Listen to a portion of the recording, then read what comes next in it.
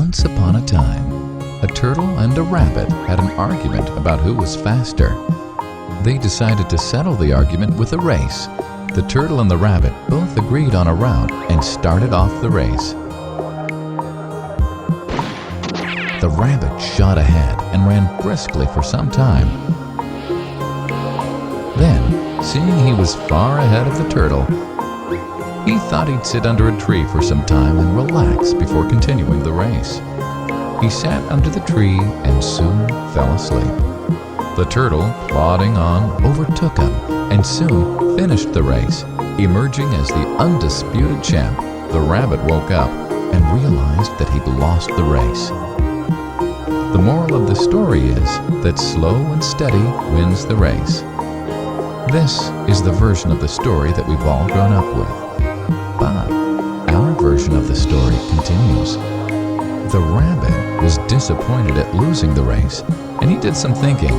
He realized that he'd lost the race only because he had been overconfident, careless, and lax.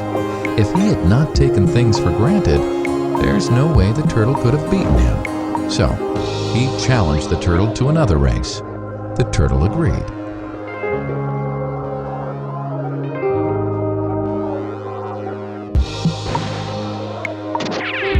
This time, the rabbit went all out and ran without stopping from start to finish. He won by several miles. The moral of the story? Fast and consistent will always beat the slow and steady. It's good to be slow and steady, but it's better to be fast and reliable. But the story doesn't end here. The turtle did some thinking this time and realized that there's no way he can beat the rabbit in a race the way it was currently formatted. He thought for a while and then challenged the rabbit to another race, but on a slightly different route. The rabbit agreed. The turtle and rabbit started off. In keeping with his self-made commitment to be consistently fast, the rabbit took off and ran at top speed until he came to a broad river. The finishing line was a couple of kilometers on the other side of the river. The rabbit sat there, wondering what to do.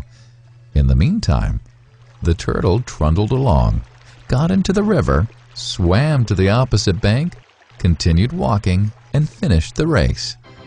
The moral of the story? First, identify your core competency, and then change the playing field to suit your core competency. The story still hasn't ended. The turtle and rabbit by this time had become pretty good friends, and they did some thinking together. Both realized that the last race could have been run much better.